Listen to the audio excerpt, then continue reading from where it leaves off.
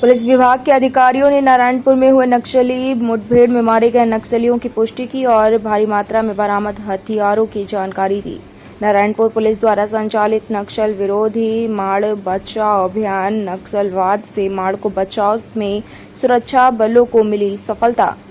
नक्सली PLGA military company number 1 एवं माड़ division supply team के साथ हुई पुलिस नक्सली मुठभेड़ में 8 हथियारबंद और वर्दीधारी माओवादी ढेर। मृत नक्सलियों में 3 डीवीसीएम 3 पीपीसीएम माड़ डिवीजन पीएलजीए कंपनी नंबर 1 के शामिल 2 की पहचान होना शेष। माड़ डिवीजन के कुत्तुल एरिया कमेटी क्षेत्र में कोडमरका फरस बेड़ा के जंगलों में चलाया गया था नारायणपुर पुलिस का नक्सल विरोधी माड़ बचाव अभियान। संयुक्त अभियान में नारायणपुर, कोंडागांव, दंतेवाड़ा, कांकेर जिलों के एलिट फोर्सेस डीआरजी एवं एसटीएफ के साथ 53वीं वाहिनी आईटीबीपी एवं बीएसएफ 135वीं वाहिनी का बल रहा शामिल। कुल 5 दिनों तक चला अभियान। इसमें महिला कमांडो की विशेष भूमिका रही। मौके से 1 नग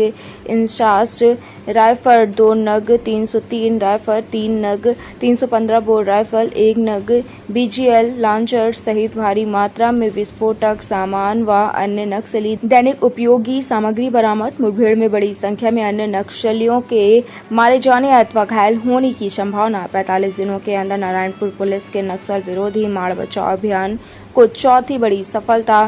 कोड तामरका से पहले उत्तरी माड़ में काकुर, दक्षिणी माड़ में रेखावाया एवं पूर्वी माड़ क्षेत्र में इरपनार भट्टेबेड़ा में मिल चुकी है बड़ी सफलता। मैं और हिंसा मुक्त माड़ अब दूर नहीं, ग्रामीणों में जगी नक्सली भय से आज़ादी की आशा। अभियान में एसटीएफ के जवान नितेश एक्का बहादुरी से नक्सलियों से लड़ते हुए शहीद हुए। 2 अन्य जवान घायल और खतरे से बाहर। टुडे इंडिया लाइव न्यूज से विश्वजीत दास की खास रिपोर्ट। माना रायपुर में की जाकर हेलीकॉप्टर के माध्यम से उनका पार्थिव शरीर उनके गृह जिला जसपुर भेजा गया। आज शाम को उनका अंतिम क्रियाक्रम उनके गृह जिला में हो जाएगा।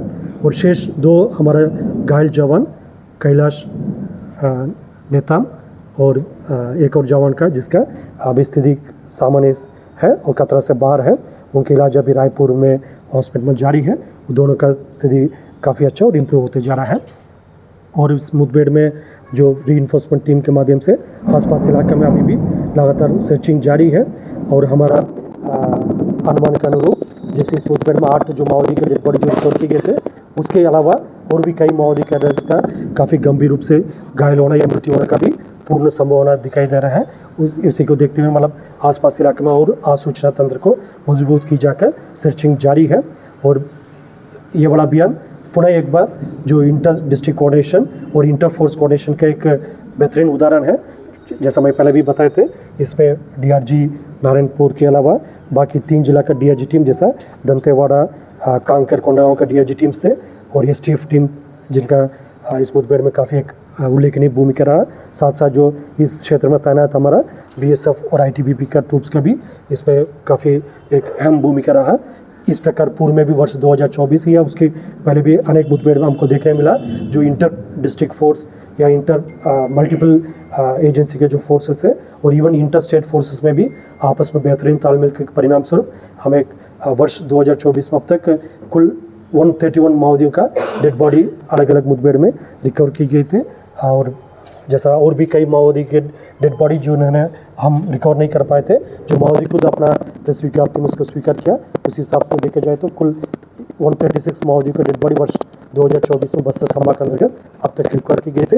और वेपन्स में भी काफ़ी बड़ी संख्या में ग्रेडेड वेपन्स जैसा LMG से लेकर AK-47 इंसास, SLR 303 इस टाइप का graded weapons, BGL launchers, BGL shell, इस प्रकार का काफ़ी बड़ी संख्या में माओवादियों का ग्रेड वेपन्स भी रिकवर की गई थे। और माओवादियों को जो कैडर प्रोफाइल भी देखा जाएगा, स्टेट कमेटी मेंबर से लेकर डिविजनल कमेटी मेंबर और एरिया कमेटी मेंबर और खास तौर पर जो PLG बटालियन और PLG कंपनी का जो माओवादी कैडर्स का भी डेड बॉडी इस पर रिकवर किए गए थे। और बीजापुर एक मुठभेड़ में सागर है जो company number CRC company number 2 का, उनका भी डेड बॉडी रिकवर की गए थे। इस प्रकार वर्ष 2024 में एक खास बात ये रहा, मतलब महोदयों का जो मिडिल लेवल और जो टॉप लेवल जो कैडर्स है उनका भी डेड बॉडीज़, जैसा पूर्व में भी हमने बताया था, वर्ष 2024 में हमारा एक प्राथमिकता रहा है, मतलब महोदयों का जो लीडरशिप को टारगेट करने का, उस टारगेट में भी हम काफ़ी उल्लेखनीय सफलता प्राप्त किया।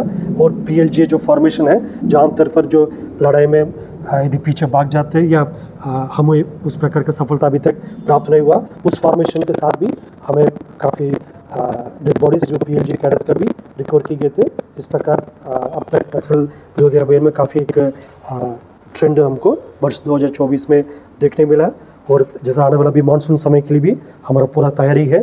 विगत वर्षों में भी मानसून की अवधि में भी हम लगातार अभियान संचालित करते रहा, उसमें भी काफ़ी बेहतरीन परिणाम देखने मिला।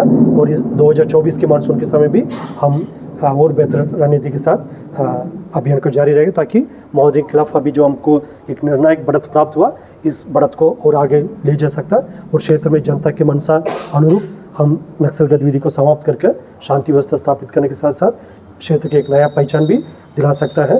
जैसा खासतौर पर अबुझमाड़ क्षेत्र का एक नया पहचान दिलाना भी वर्ष 2024 का हमारा नक्सल विरोधी अभियान का एक अहम एक टारगेट रहा। उसी हिसाब से देखा जाए, मतलब इस वर्ष में अबुझमाड़ क्षेत्र में भी कई बार फोर्सेस ने अभियान संचालित किया, और जो उत्तर बस्तर इलाका में भी जहाँ जहाँ हमको ज़्यादा अपेक्षा नहीं था परिणाम का, उस क्षेत्र में भी हमको काफ़ी रिमार्केबल जो रिजल्ट्स मिला है।